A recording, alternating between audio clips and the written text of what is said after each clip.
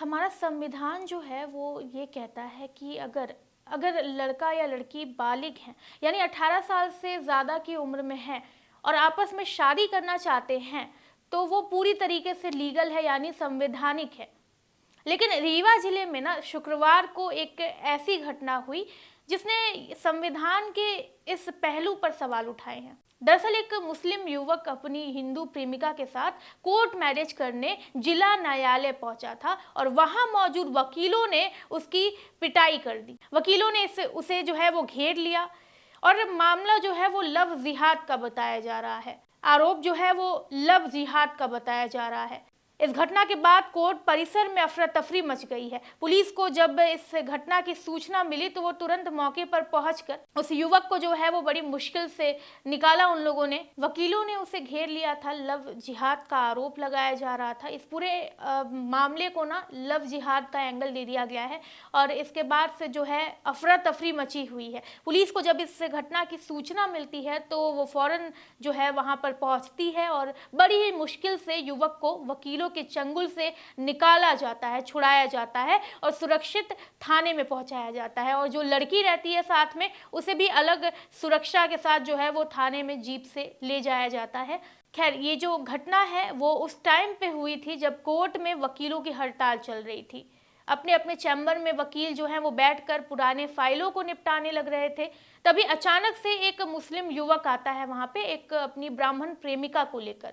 वहां जाकर एक वकील से वो अपील करता है कि उसे कोर्ट मैरिज करनी है। वकील उसे बताता है कि स्टैम्प पेपर पर शादी करना प्रतिबंधित है, लेकिन युवक ने इस पर बहस करनी शुरू कर दी थी। धीरे धीरे जो मामला है वो बहुत ज़्यादा गंभीर हो जाता है। वकील भी वहाँ पे इकट्ठा होने लगते हैं। वकीलों को शक होता है और वो युवक का आधार कार्ड निकालते हैं, यानी युवक से जो है उसका आधार कार्ड मांगते हैं।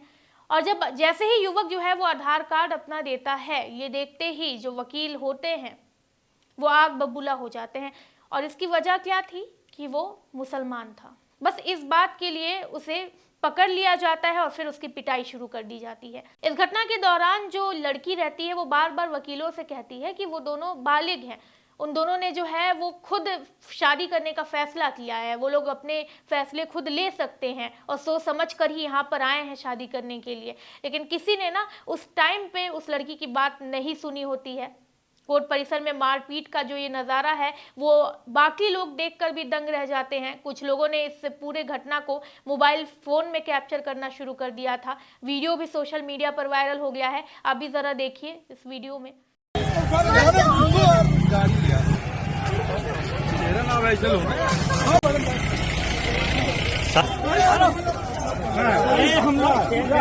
आपके साथ कौन ने मारपीट करी भैया? बाद में करी बताइए, कौन ने मारपीट करी आपके साथ? वकीलों ने मुझे क्यों मारा है? क्यों मारा है आपको? कारण क्या था? क्यों मारा? उनके खिलाफ है। क्यों मारा? काय के लिए मारा भैया? बताइए जल्दी। उनके लिए मैं कोर्ट मैरिज करवा रहा था। हाँ, कोर्ट मैरिज। तो लड़की कौन थी? जी सर, बताइए जल्दी बताइए। लड़की स्कूटी। देखिए, वीडियो को अगर आप ध्यान से देखेंगे तो साफ दिखाई दे रहा है कि युवती चीख चीख कर रो रही है, लड़के को मारा जा रहा है। उसके बाद से जो है युवती को जीप में पुलिस से पकड़ के लेके जाती है, बैठाती है। ये जो भीड़ उमड़ी हुई थी या ये जो वकील कर रहे थे उस युवक के साथ मारपीट कर रहे थे, इस पूरी घटना के बीच एक लड़के ने या किसी ने इस घटना की सूचना पुलिस को दे दी थी।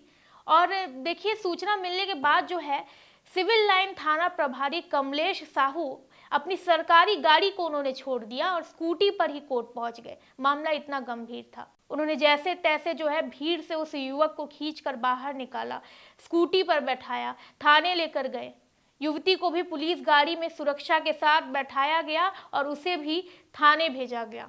पुलिस ने मेडिकल परीक्षण करवाया उससे युवक का और अब मामले की जांच जो है वो तेजी पकड़ रही है। पुलिस अधिकारियों के मुताबिक जो है युवक और युवती दोनों बालिग हैं और अपनी मर्जी से शादी करना चाहते हैं, तो इसमें कोई कानूनी अड़चन नहीं होनी चाहिए।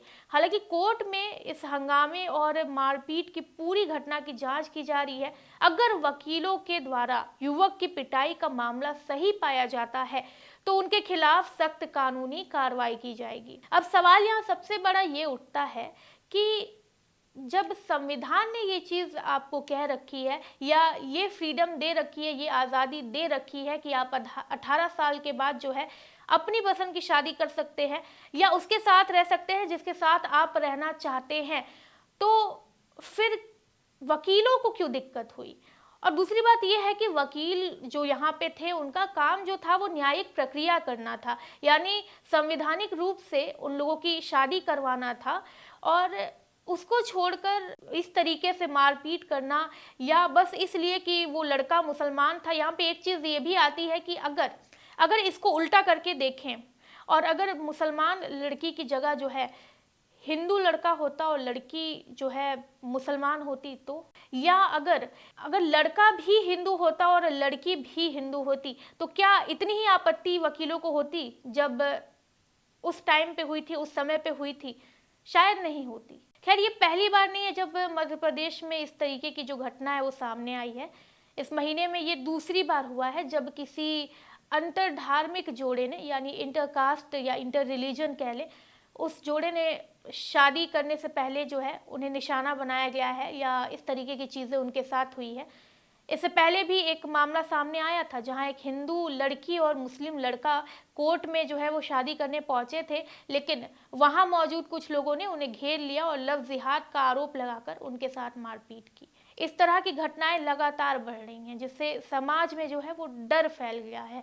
यानी शादी का वक्त जो है, अब देखिए कि एक निजी फैसला होता है और अगर दोनों पक्ष बालिग हैं, दोनों अपनी मर्जी से शादी करना चाहते हैं, तो इसमें किसी को दखल देने का कोई अधिकार नहीं होना चाहिए। लेकिन इन मामलों में ना बार बार देखा जा रहा है कि जब भी इंटरकास्ट की या इंटर रिलीजन की बात आती है तो फिर समाज उसी तरीके से लोगों को देख रहा है। देखिए, एक वकील का जो काम होता है वो बहुत संवैधानिक होता है, यानी संविधान के तहत उन्हें काम करना पड़ता है। पूरी डिग्रियां जो होती हैं वो संविधान पढ़कर ही उन्होंने ली होती हैं। उसमें ये भी लिखा होता है कि अगर एक लड़का लड़की 18 साल से ऊपर हैं तो उन्हें शादी करने का या पूरा हक है उसके साथ रहने का जिसके साथ वो रहना चाहते हैं। तो मुझे ये समझ नहीं आ रहा है कि इसमें आपत्ति क्यों हुई वकीलों को। क्या ऐसा कुछ था कि वकीलों का कोई आपसी मामला था उस व्यक्ति से? क्योंकि बिना किसी आपसी मतभेद के आप किसी युवक पे हाथ उठा रहे हैं बस इसलिए क्योंकि वो किसी और धर्म का है या आपके अनुसार वो सही नहीं है। इस तरीके से आप कानून को एक तरीके से हाथ में लेना कह सकते हैं इसे। क्योंकि एक सोचिए, वो दोनों जो हैं, जो युवती और युवक हैं, वो ये सोच के आए थे कि शादी होगी हमारी। उन्होंने ये नहीं सोचा होगा कि जिनके सामने हम शादी करने वाले हैं, जो हमारी शादी को मान्यता देने वाले हैं या करवाने वाले हैं, वही इस तरीके से उनके साथ करेंगे। तो ये उन दोनों ने नहीं सोचा होगा और ये शायद किसी ने भी नहीं सोचा होगा कि वकील इस तरीके से करेंगे। मतलब वो वकील जो इस तरीके के लीगल मैरिजेस कराते हैं, वो इस तरीके से घेर के एक युवक को मारेंगे बस इसलिए क्योंकि वो दूसरे संप्रदाय में या दूसरे रिलीजन में शादी करना चाह रहा था। अगर कोई इंसान जो है वो जबरदस्ती धर्म परिवर्तन करा रहा है तो उसके लिए कानून पहले से मौजूद है, लेकिन सिर्फ नाम और धर्म के आधार पर किसी की पिटाई करना किसी भी तरह से उचित नहीं हो सकता। ऐसे मामलों में समाज को समझदारी बरतनी चाहिए। देखिए, अगर मामला होता कि धर्म को परिवर्तित कर रहा है वो या ज़बरदस्ती ब्रेन वॉश किया जा रहा है तो इसके लिए लीगल प्रक्रिया होती है, लेकिन अगर दोनों ही राज़ी हैं तो फिर एक तरीके से ये गलत ही हुआ है, कह सकते हैं। खैर, इस घटना के बाद जो है वो पुलिस प्रशासन भी सवालों के घेरे में आ गया है। कोर्ट परिसर जैसी जगह पर इस तरीके की हिंसा और भीड़ कानून को हाथ में लेने की घटना को दर्शाते हैं। कानून व्यवस्था को और मजबूत करने की ज़रूरत है। पुलिस ने फिलहाल युवक और युवती से पूछताछ की है और इस पूरे मामले की जांच के बाद आगे की कानूनी कार्रवाई करने की बात भी कह रही है। अब देखना ये होगा कि पुलिस इस मामले में क्या कदम उठाती है और क्या उन वकीलों के खिलाफ कोई सख्त कार्रवाई होती है जिन्होंने कानून को अपने हाथ में लिया और कोर्ट परिसर के अंदर ही युवक की पिटाई कर दी।